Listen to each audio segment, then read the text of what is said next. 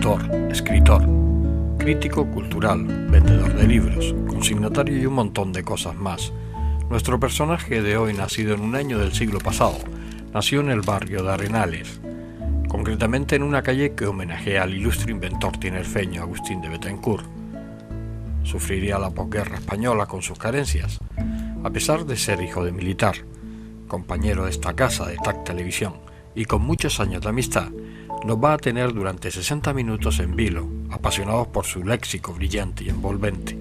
La personalidad de Antonio es tal que lo iremos viendo a lo largo de la entrevista, que los minutos transcurren sin darnos cuenta de su paso. Su hogar simbólico, este inmenso parque de dramas, que el que más que el que menos hemos pasado y jugado por él en nuestra infancia, nos va a servir de hilo conductor, ya que nos va a acompañar con sus olores, sus fuentes, sus pájaros. Pero vamos, ya no perdamos tiempo. Nos espera Antonio.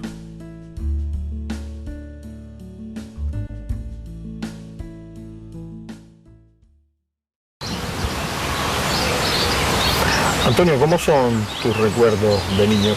¿En qué barrio naces? Pues yo nací en el barrio de Arenales, en una calle que, aunque tiene un nombre dedicado a un célebre ingeniero canario, tinerfeño, que se le sigue admirando en Rusia, porque fue una persona muy importante para la ingeniería rusa. A pesar de estar dedicada a esa calle, a este señor que te digo ahora el nombre, Agustín de Betancourt. Voilà, ya veo que estás tú muy puesto en temas históricos, pero la calle en esa época se conocía como la calle del Cuerno. La calle del Cuerno. Y tú dirás, ¿por qué? Pues porque estaba en una zona limítrofe con el ambiente de señoras liberadas y tal, y de alguna forma pues había alguna casita al final de la calle. Tal. Entonces en el número 4, el 24 de marzo de 1940, sobre las 2 de la tarde, nació este antropomorfo y se desarrolló mi infancia y mi principio de adolescencia hasta los 14. ¿Cómo recuerdas tu vida de niño en aquella época? ¿Cómo la recuerdas? Yo la recuerdo con agrado, porque era indudablemente, José Luis, una época que al no haber los adelantos que hay ahora, la ilusión era otra, ¿no? Era la época de las perras de aluminio, no sé si tú eres joven, quizás no te acuerdas, eran los cines, los cines tenían, ahora mismo el más que yo transitaba, lógicamente, estaba en la calle Vamos Chamoso, que era el Colón, que sigue teniendo su estructura arquitectónica ahí todavía, ¿no? Entonces, la ilusión de los chiquillos, pues las películas de la época, películas de jornada, El hombre enmascarado, La mujer tigre, Fumanchu. Entonces esos sitios tenían un encanto añadido, que es que en los descansos se cantaba. Sí, ponían música y tengo una burra sandunguera, tengo no sé qué, un paso. Luego el comprar en la calle, si te quedaba alguna perra, pues chocho, chufla, manchufa, chufla, qué sé yo.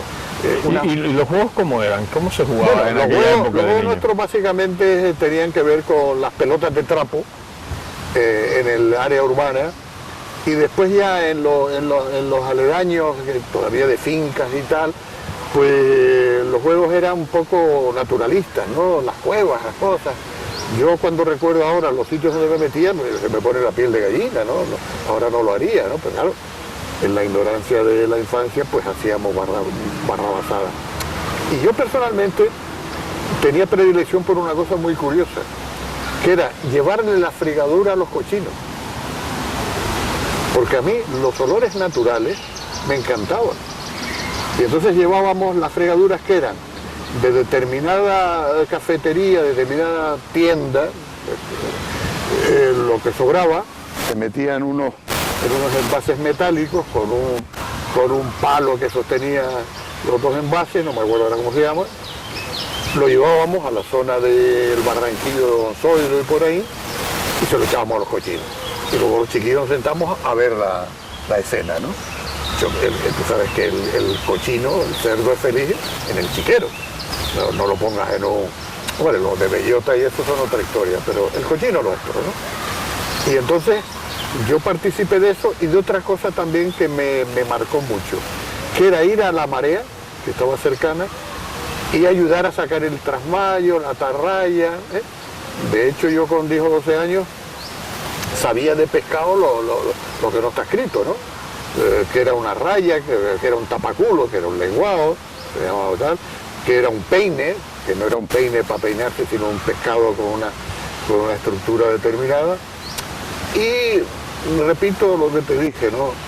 Contrariamente a esta época, que lógicamente con el curso de los años hemos evolucionado, sobre todo en el campo de la tecnología, y los niños juegan con PlayStation, con tal, con cual.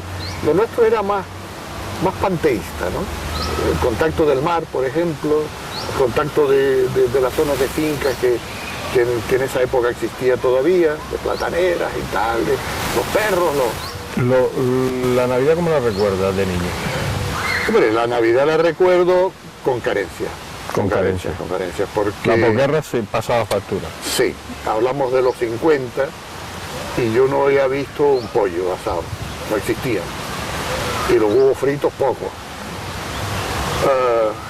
¿Y la Navidad se comía esos huevos fritos y ese pollo asado o no? No, en mi familia no. En mi familia había una solución posible, que era que el vecino tal, que era cambullonero, nos trajera de sus cambalaches en el muelle. Era la época de la carne argentina,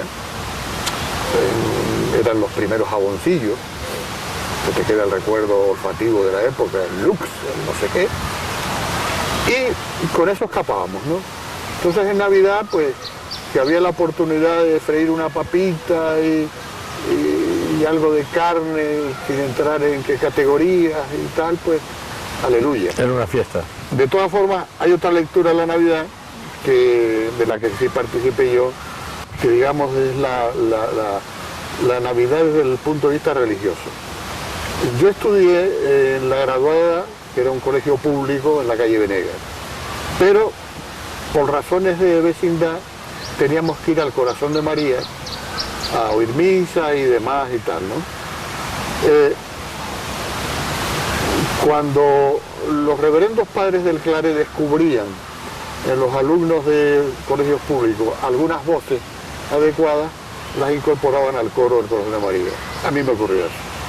Yo soy coetáneo de la época de Suso Mariátegui, que en paz descanse, los hermanos García Beltrán, que todavía están vivitos y coleando, Sergio y no me acuerdo cómo se llama, son miembros de los Gofiones y de toda esta urdimbre. Y bueno, al ser ya miembro del coro, teníamos derecho a comer. Era importante. Con los alumnos del Claret, que comían a otro nivel. Bueno, la Navidad, pues, tú que has sido músico y sabrás que había una misa clásica, había y hay, que es la pastorela de Sagastizábal, que es como una zarzuela. Se la cantábamos, Mariátegui, repito, hacía los solos de tenor. Y bueno, el hecho de pertenecer al piano el padre Mariano, que gloria esté también, y entonces ya tenía yo cierto privilegio de comer, pues hacíamos las fiestas de Navidad en el Claret, y aunque yo no era alumno, ni he sido nunca alumno del Claret, y lo digo porque hay gente que me confunde cuando hablo de esto. No, yo pertenecía a un colegio público, de tal forma que cuando íbamos a la iglesia, en la nave de la derecha, según entras, estaban los chicos del Claret, que era una clase de otro nivel, y los de las escuelas públicas a la izquierda, ¿no? ¿Y los reyes, existían los reyes? Bueno, los reyes, me alegro de que, como decimos en los medios, de que me hagas esa pregunta. El regalo de Reyes que a mí más me impactó, y todavía me acuerdo, que han pasado unos años, fue un caballo hecho de pasta de papel y de cartón, pintado con una vara y unas bridas. Eso me lo hizo un pintor que fue mi tutor natural, que fue Raffaelli. Rafael Bettencourt López, que ha fallecido, y que yo tengo excelente relación con su viuda y con sus hijos, Iván y tal. Rafael era acuarelista, era un hombre con una sensibilidad exquisita. A mí me inició no solo en la pintura, sino en otras artes. Era la época de don Francisco Franco y entonces a escondidas pues nos dejábamos libros. Había una revista de desnudos que era la revista Lux, que venía de Sudamérica.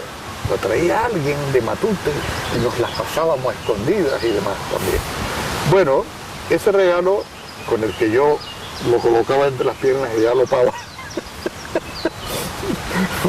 es el que más recuerdo, ¿no? Porque claro, yo tuve algún desengaño por carencia, porque mi pobre madre, que gloria esté, que esa sí que era una santa, yo le había pedido, había visto en la calle Perrodomo, en un local de juguetería, una pequeña armónica, que yo llegué a posteriori a tener alguna, pero esa concretamente, que costaba 20 y tantas pesetas, se la pedí a los Reyes Magos, y los Reyes Magos no hicieron caso omiso de... No es que hicieran caso omiso, es que estaban mal de fondo. Estaban mal de fondo. Y eso me impactó a mí, porque yo llegué esa mañana de ese ruido, que por cierto, no sé si se han dado cuenta que ya no las mañanas de los niños no salen a la calle, ni se... Claro. Después tenía mucha ilusión, ahí sí los Reyes, ya con más años, fueron más generosos. Ya por lo visto tenían alguna línea crediticia y me regalaron un pequeño tren. El tren me hacía...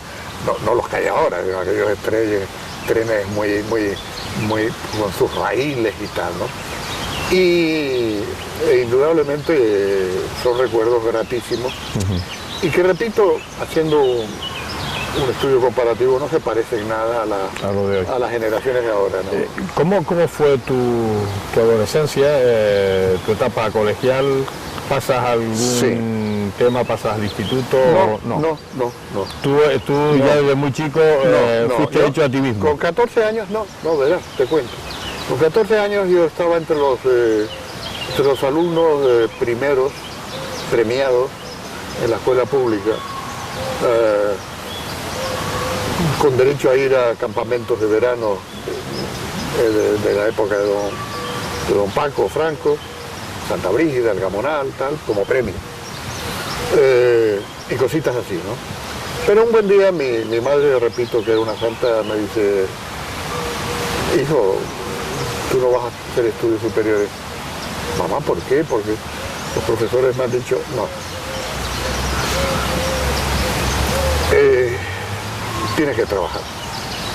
Tienes que comer, tú, tus hermanos, somos 3 hermanos, y yo, y sabes que tu padre mi padre era militar, estaba destinado allende los mares, y mi madre, la pobre, tenía que enfrentar un poco el reto de sus hijos. Bueno, mi primer trabajo fue en un bufete de abogados, como recadero, como chico botones, en la calle Canaleja, 2 célebres letrados cuyos nombres no vienen al caso. Y sobre todo no vienen al caso porque no me trataron todo lo bien que podían hacerlo, ¿no? Bueno, entonces yo simultaneaba ese trabajo con estudios de lo de la época, ¿no? Mecanografía, contabilidad, comercio de noche, contabilidad, inglés. El inglés ha sido un buen amigo mío, a close friend, porque lo hablo,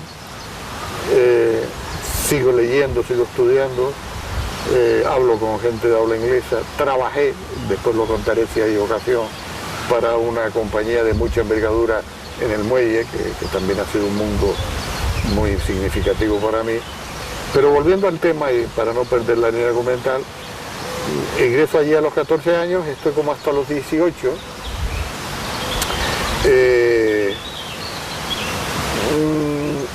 Entré a trabajar en diferentes sitios, la Casa Phillips, un organismo del Ministerio de Justicia, donde también me tropecé con un auténtico depredador de una familia muy importante, pero que iban a lo suyo, porque estoy hablando de abogados que usaban la camisa azul para ir al sindicato vertical y luego la escondían, ¿no? Y cobraban por eso, por ser asesores.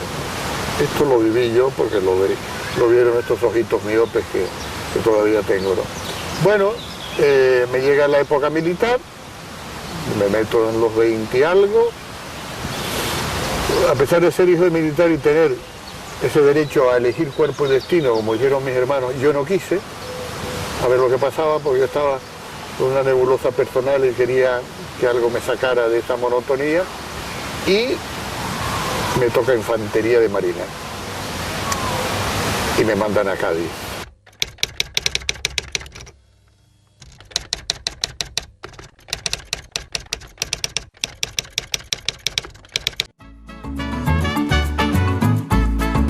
El ahorrador de electricidad Estaminal es el único aparato en el mercado que reduce el consumo de electricidad tras haberse instalado en miles de hogares en Canarias. No deje que su factura de electricidad afecte su economía familiar.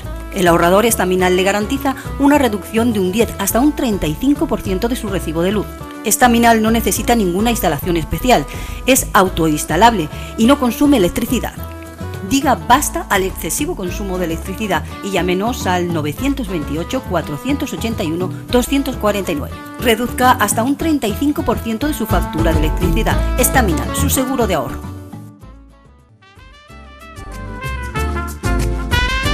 Ahorrador de electricidad Estaminal. Tras muchos años de implantación en Canarias, les ofrecemos la posibilidad de ahorrar de un 10 hasta un 35% del consumo de su factura de electricidad. Tenemos un ahorrador que se adapta a sus necesidades, sea cual sea su tipo de negocio o industria. Muchos ahorradores puede encontrar en el mercado, pero solo Estaminal ha demostrado su eficacia. No deje que los gastos abusivos de electricidad afecten su economía de negocio. Pídanos presupuesto sin compromiso al 928-481-249. Ahorrador de energía Estaminal, la solución a sus problemas de exceso de consumo. Ahorre de un 10 hasta un 35% de su factura de electricidad.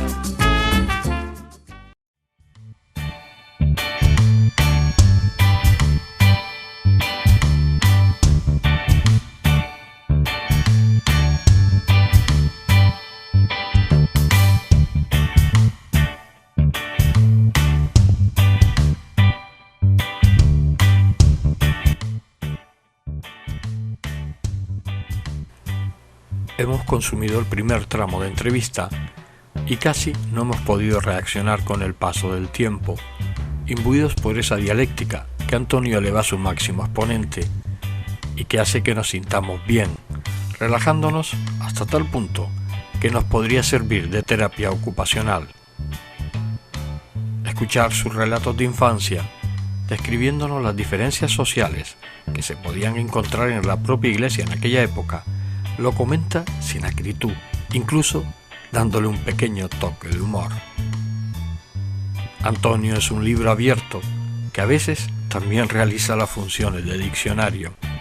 Hecho a sí mismo, nos muestra qué magnitud puede alcanzar el ser humano si se lo propone, en terrenos como la cultura, la sapiencia o la enseñanza. En fin, queremos seguir escuchando a Antonio.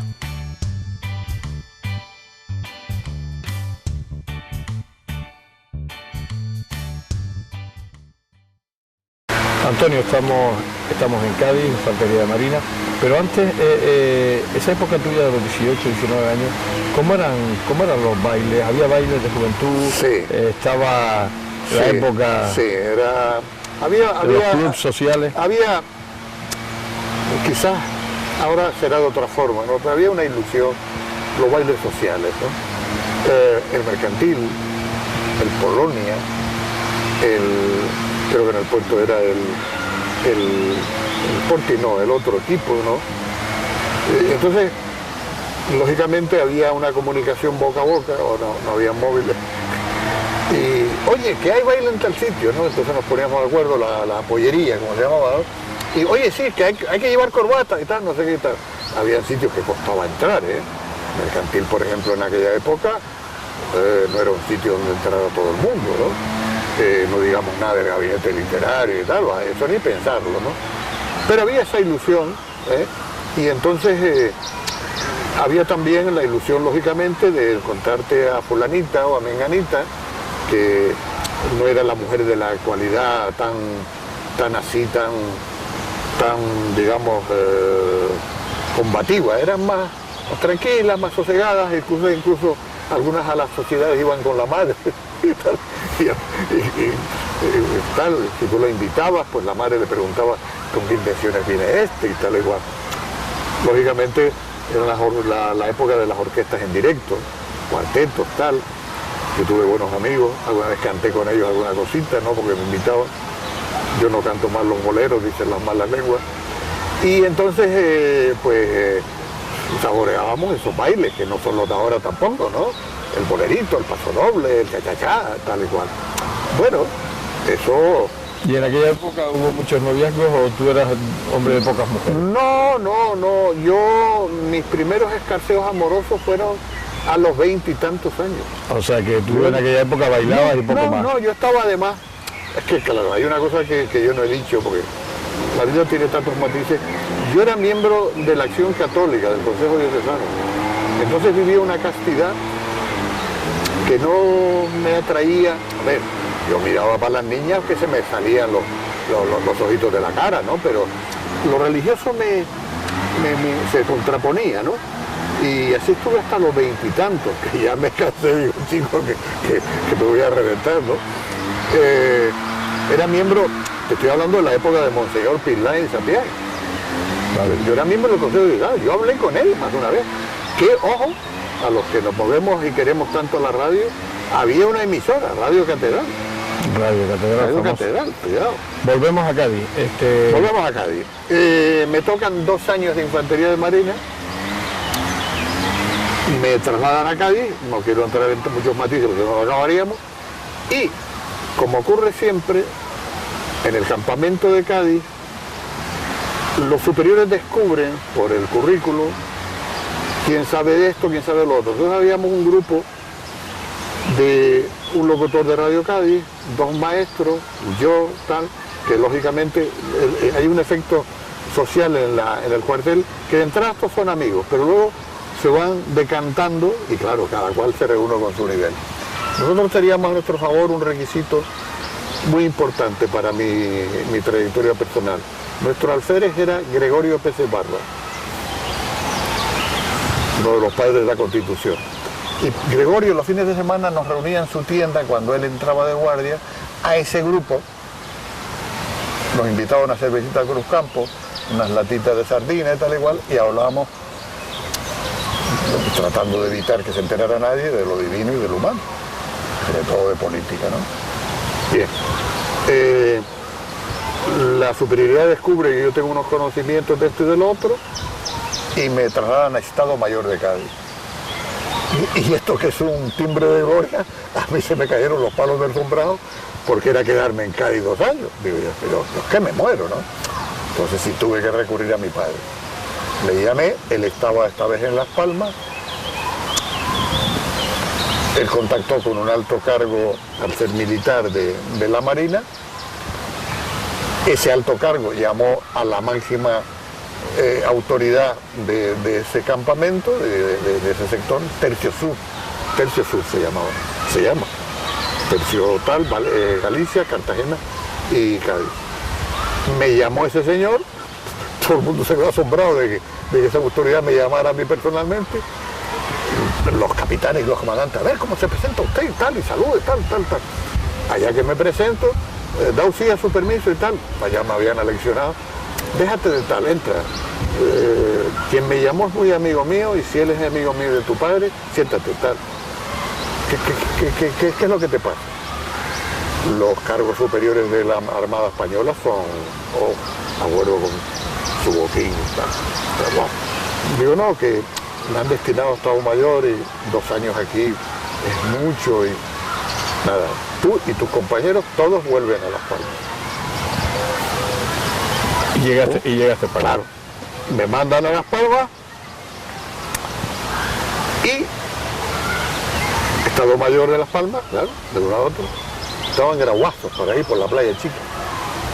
Otro día solicitan un sargento o un brigada para ser secretario del juzgado permanente de Marina.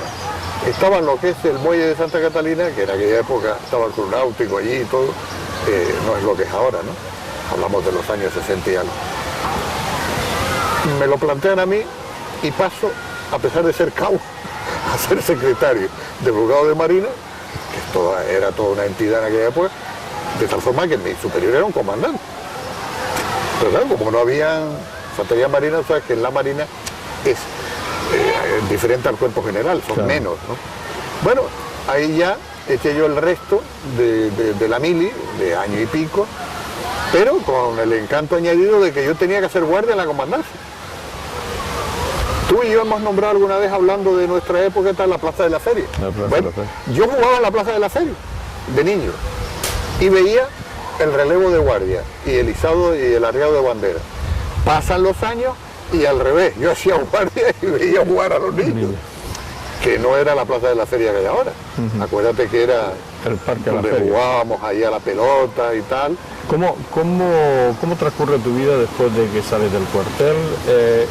Tu encuentro con la radio, porque encuentras un montón de trabajo, Claro. haces un montón de cosas, Sí. pero te encuentras con la radio. Sí, lo que pasa es que siempre ha habido, alguna vez te lo he dicho, una alternativa, ¿no?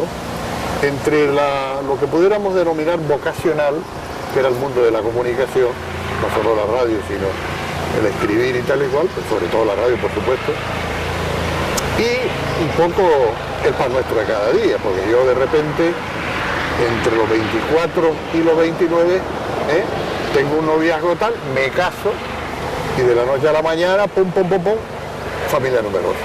Entonces, claro, lo que me aportaba una cosa no compensaba la otra, y fui simultaneando ambas profesiones. Hasta que con el tiempo, como sabes tú perfectamente, dejé determinados oficios que me hicieron mucho daño, y a pesar de mi edad actualmente, y lo hago con TAC y lo hago con alguna emisora en Telde, pues hago lo que realmente me encanta hacer y que pienso que no lo hago mal del todo, y que de alguna forma el enganche fue, en mi juventud, en esa época, escuchar a un Bobby de Glanea y esas figuras, ¿no? Y la radio para mí tenía una magia especial, porque claro, como no había televisión, como no había tal, y solamente habían la radio, quien tenía radio, porque no habían transistores, ni había nada, aquellos Turran con la carcasa de madera, aquellos Philips, y entonces las novelas, te llamaban los vecinos, mira, Radio Madrid, Pedro Pablo Ayuso, Pedro Pablo Ayuso y Matilde Conesa. Y Matilde Conesa, y un elenco tal. De Radio Madrid, de actores de Radio Madrid. Y llorábamos todos a Polioro quitado, ¿no? Bueno, eso a mí me enganchó siempre me pareció la radio mágica, y pensaba que algún día yo tendría que ver, en efecto. Se corroboró la cosa, yo conocí a grandes profesionales, porque después de algún titubeo tal, mi primer enchufe radiofónico tuvo que ver nada más y nada menos que con Radio Nacional de España. Claro.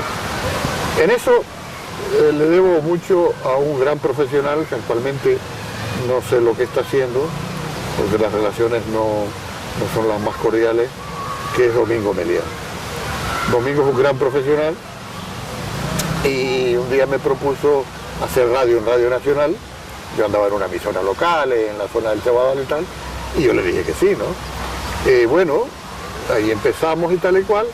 Radio Nacional se fijó en mí, y Federico Campos, que era el director, me contrató, con previo el visto bueno de Madrid y tal, de tal forma que yo era funcionario del ente, ¿no? Ahí ya hice yo un programa en exclusiva, lo hacía yo, con un equipo espléndido de redactores y de guionistas y de la música, imagínate, de Radio Nacional. Estábamos hablando de 1 de mayo, donde están los sindicatos. Ahí estuve unos años. Al final la historia tampoco acabó como me hubiera gustado a mí, porque los humanos somos como somos, y hay ciertas envidias a veces, ciertas cosas. A mí no me ha ocurrido eso nunca, yo hago lo que sé hacer y punto, ¿no? Admiro y tuve ocasión, lógicamente, de compartir con grandes profesionales de los que aprendí. Independientemente de lo que yo hago en TAC y lo que ahora mismo estamos hablando, yo tengo el prestigio de ser un buen presentador, cosa que absorbí de profesionales como, repito, Boy de Glané, que para mí fue el Nova Más, ¿no? Y otros que ahora no recuerdo, ¿no? Bien, ya entonces, ya a partir de ese momento, ya el itinerario fue la radio, fue la televisión y fue el escribir. El escribir me cuesta más, ¿no? Porque yo creo que se está notando que tengo un léxico inagotable, ¿no? Lo cual no me impide incorporar nuevos giros y escuchar a la gente que habla mejor que yo y aprender de ellos, ¿no? Pero bueno, la radio para mí ha sido primigenia, ¿no? La televisión también, a posteriori, y el escribir lo tengo un poco arrinconado, ¿no? Porque me cuesta más, ¿no? Bueno, la radio llegó un momento con la televisión, te acordarás, que pensaba que iba poco menos que a desaparecer. Sí. Mentira. Actualmente tiene más protagonismo que nunca, ¿no? ¿Qué ocurre? Yo como televidente también, no como hombre del medio, me canso con mucha facilidad viendo la televisión. Tiene que ser una película que me enganche mucho, o un debate que me enganche mucho, o un documental que me enganche mucho, para verla, porque además es un somnífero tremendo, ¿no? Yo a veces no he podido dormir, me he levantado, me he puesto a ver la televisión, me ha dado sueño. Que no coste mucho en acta por nuestros señores telespectadores. Claro. No, yo les digo que esto no les impida ver, no somos mayores, los domingos a partir de las 6:30, que afortunadamente está marchando muy bien, por un grupo de profesionales que lógicamente le tenemos mucho amor al medio, ¿no? O sea que una cosa no quite la otra y se pueden hacer todas, ¿no? Pero repito, no diría la verdad si no dejara establecido que la radio para mí es muy importante. Yo me muevo como pez en el agua en ella por esta capacidad que tengo de hablar, ¿no? Y bueno, sigo admirando a los buenos locutores, que ahí también habría que matizar, porque hay mucho intruso. Entonces yo veo gente sin nivel, sin un conocimiento de la etimología de las palabras como Dios manda, ¿no?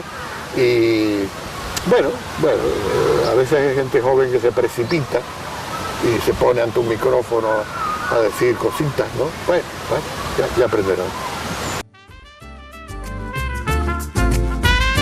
Ahorrador de electricidad Staminal. Tras muchos años de implantación en Canarias, les ofrecemos la posibilidad de ahorrar de un 10 hasta un 35% del consumo de su factura de electricidad. Tenemos un ahorrador que se adapta a sus necesidades, sea cual sea su tipo de negocio o industria. Muchos ahorradores puede encontrar en el mercado, pero solo Staminal ha demostrado su eficacia. No deje que los gastos abusivos de electricidad afecten su economía de negocio. Pídanos presupuesto sin compromiso al 921-481-249. Ahorrador de energía Staminal, la solución a sus problemas de exceso de consumo. Ahorre de un 10 hasta un 35% de su factura de electricidad.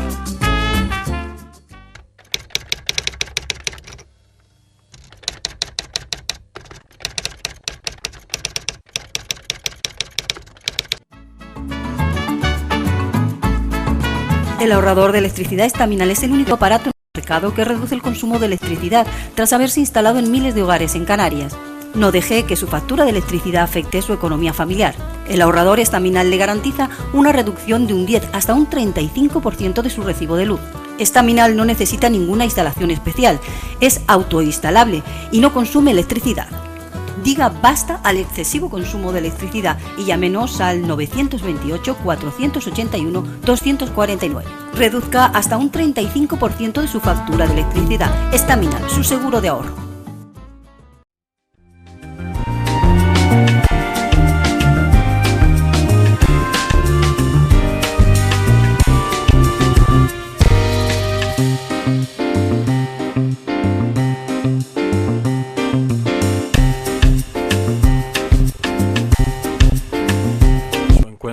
radio sería para siempre, y al día de hoy sigue colaborando en esta casa y, como no, en la radio.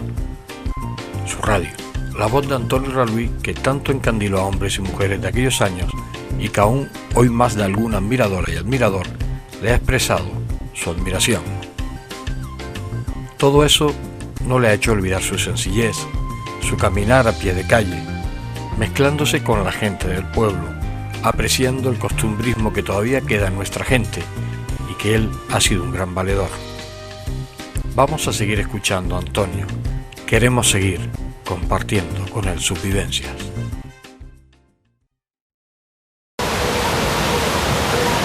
Antonio, estamos en la actualidad, has tenido una vida con mucha actividad, mucha iniciativa, mucha creatividad. Llegas hoy a la actualidad.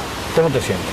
Bueno, me siento bien con un ingrediente incorporado, Pepe Luis, que la madurez te da una forma de ver las cosas desde otro punto de vista, ¿no? Más sosegado, más tranquilo.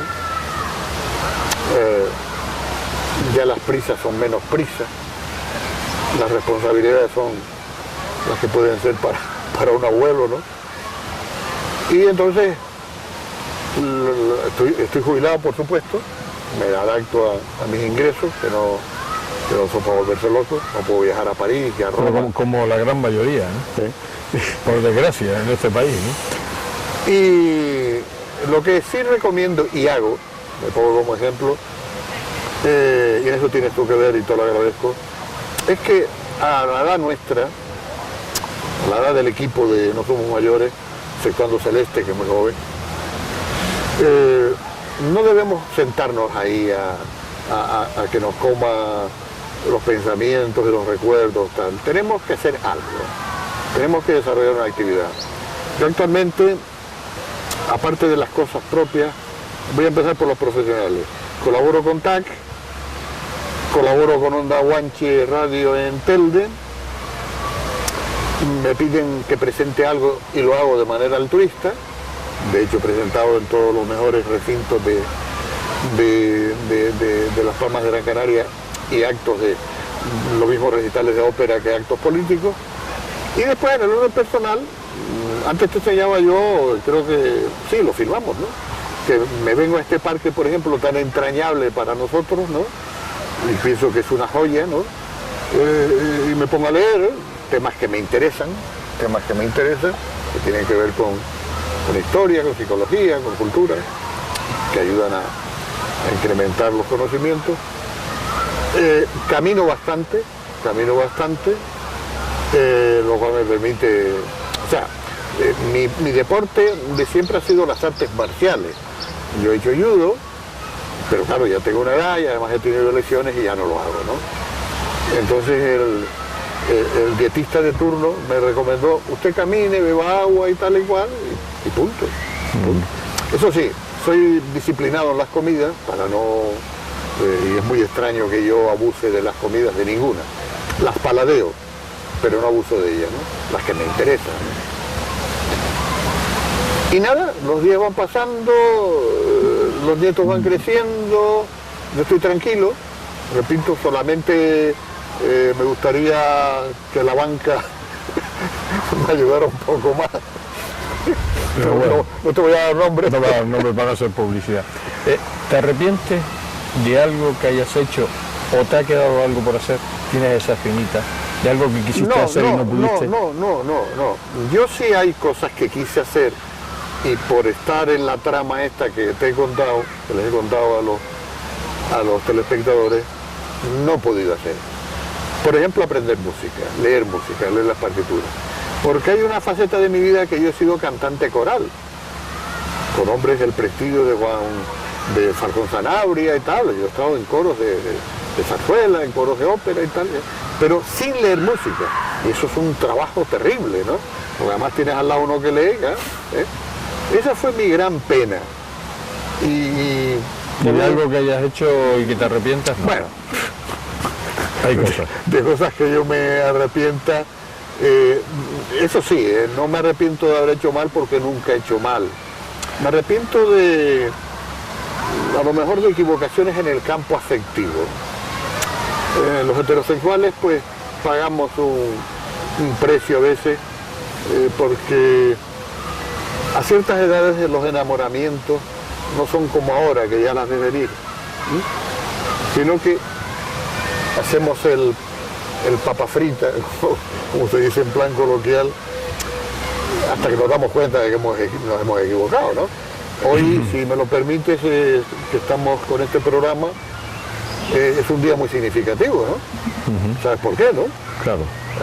Entonces, las lecturas del concepto amoroso, pues, a mí me han pasado factura en muchas cosas. No dejo de creer en el equilibrio de la pareja, ¿no? También en mi época no habían estas lecturas que hay ahora, porque el elemento femenino ha evolucionado mucho y ya no es la mujer de antes. Hay una actitud tanto de como diríamos, de actitud decisoria que parece que el varón ha perdido y tal. Bueno, quizás por ahí sí hay algo de la que tendría que arrepentirme, pero bueno, yo creo que de eso no estamos libres ninguno de los varones que hemos ejercido como tal, ¿no? ¿Tienes muchos enemigos? No, enemigos realmente no tengo ninguno. Lo que tengo sí gente que los he distanciado. Pero más que como enemigos, José Luis, como mecanismo de defensa, ¿no? Porque yo tengo una teoría muy elemental, ¿no? A mí mis amigos son aquellos que además me tratan bien. Si no me tratan bien, mala señal. Y cogiendo la misma palabra, ¿tienes muchos amigos? Sí, entre ellos tú, por supuesto, y tu esposa, que no la están viendo mis amigos, pero está haciendo la labor técnica, y Paco Lescano, y Pedro de Pablo, y en fin, en otros campos tengo amigos que no tienen nada que ver con los medios de comunicación, que me quieren, que me buscan, lo cual pues hace que yo adopte una postura también positiva, ¿no? Y después, como te he dicho, que quede claro, hay gente que yo te he dicho, mira, tú por aquí y yo por aquí. Yo no voy a permitir ciertas cosas. Hay una cosa que a mí me repele mucho, y es que me explote. Porque eso parece que iba implícito que te están viendo como un imbécil, ¿no? Hay un ejemplo en psicología cognitiva que es contundente, ¿no? Un tío que hace 5 años que no ves, te lo cuentas la vuelta a una esquina, dice, coño, precisamente quería hablar contigo. No, tú no querías hablar conmigo, hombre. Tú es que me has visto ahora y se te ha ocurrido que querías, porque quieres utilizarme para algo. A ese tipo de elementos sí les tengo respeto. ¿Qué piensas de la política? ¿Nunca has estado en política activa? Bueno, he tenido tentaciones diabólicas de ir en lista, a las que he dicho que no, claro. Porque yo tengo claro una cosa, los que hacemos periodismo, si nos metemos en política, ya la libertad no es tal libertad. Si tú estás en un partido con una ideología X, te debes a ese partido. Ahora mismo a nivel nacional hay un pequeño jaleo con el partido gobernante porque en determinada ley hay determinados diputados que se están echando fuera de lo que son las directrices del partido. Bien, dicho esto y volviendo a mi propia actitud, alguna vez tuve alguna pretensión, o sea, alguna petición de ir en alguna lista y dije que no. Además pienso que para la política, el político es un ser humano que debe tener una textura especial, ¿no? Yo que entrevisto a políticos, esta semana mismo en radio entrevistaba a un teniente de alcalde y al final el equipo de trabajo y de radio concluíamos que no tenía ni idea de lo que estábamos hablando el teniente de alcalde. Bueno. ¿Por qué? Porque al político le llegan continuamente cosas. Es un continuo ataque de el que le pide, el que le critica, el otro, tal, y eso acaba con cualquiera, ¿no? Y yo cuando los veo de lejos, digo, Dios mío, este tío cómo se las apaña para cuando se meten con él, cuando le dicen a través de los medios, pues de todo, ¿no? Oye, quizás he sido cobarde en eso, bueno, pero chico, yo prefiero mantenerme en el campo del periodismo y poder opinar, y no perder los papeles, y los políticos a lo suyo. El Claro. tiempo que duran en política. Claro. ¿Cómo te gustaría que fuera recordado, Antonio? No, yo me gustaría que fuera recordado, siempre lo pienso, que al igual que hago yo con mis seres queridos, que les voy a ver donde están, y les pongo flores, pues que mis hijos, mis nietos, me recordaran igual, ¿no? Porque ya me escapo de la órbita de la profesión periodística o de los mundos estos de la comunicación y me voy al particular, ¿no?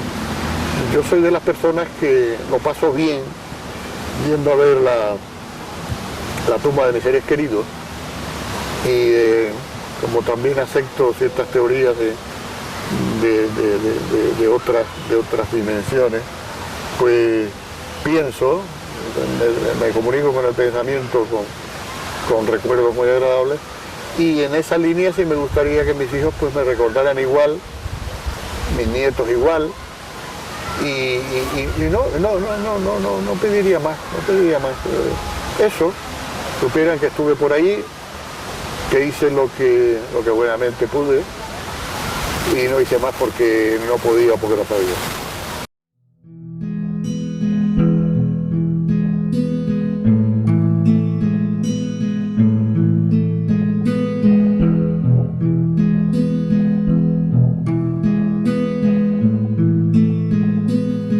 El Parque Doramas ha sido fiel testigo de nuestra conversación y también lo va a ser de nuestra despedida.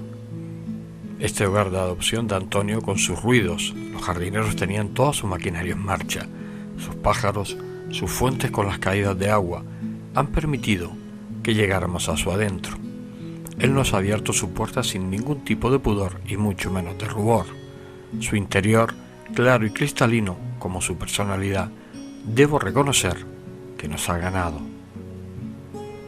Se nos acabó el tiempo, es inexorable que debemos de marchar. La amistad que tengo el honor de compartir con él de hace más de 20 años, creo que en estos minutos aún se ha engrandecido más, sobre todo por esa sincera admiración que le profeso tanto en lo personal como en lo profesional. Este paso rápido por su vida no nos ha hecho más que refrendar la bondad de este hombre, preocupado por los demás y que a pesar de que en algunos momentos no pasan por ser los mejores, él no deja que eso lo desanime y sigue R que R en su ayuda al prójimo.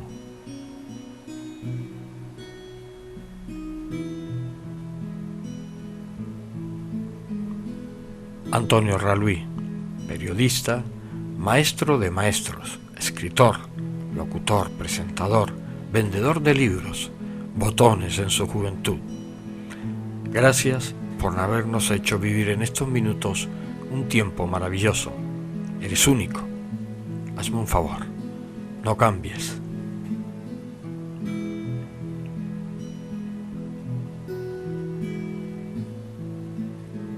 Antonio, viejo amigo, solo me queda decirte un hasta pronto.